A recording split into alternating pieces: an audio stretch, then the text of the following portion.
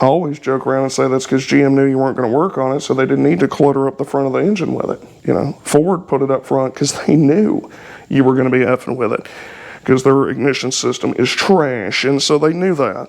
But I will give a slight credence to Ford that they had a better idea when it comes to putting the distributor in the front.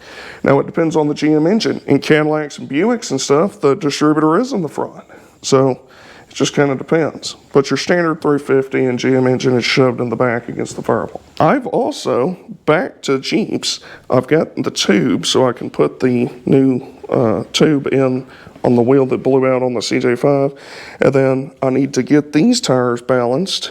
I might end up buying the beads for them too, because you can actually put them into the tube.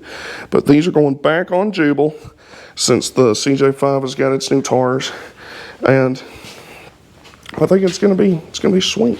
And if you've made it this far, I would very much like to have Jubal out in the woods again.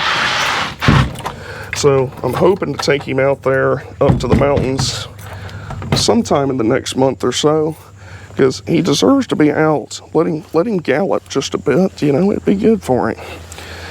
Let him stretch his legs, you know what I'm saying? So right now I'm gonna hop in the CJ5, I'm gonna ride down to the cigar shop, and I'm gonna see if my buddy is down there and enjoy the day. The weather's pretty nice, and my heart is lighter now because I've let my hatred spew about Ford. And so now I'm going to drive this sick AMC down to get a stogie and relax at the local cigar shop. So until next time, until the next video, slap that subscribe button, tell your friends, tell your family, tell your grandma, and don't forget, Willie's for life. Jeep for life, baby. Jeep for life. Look at it. Get it. Yeah, buddy. Get it.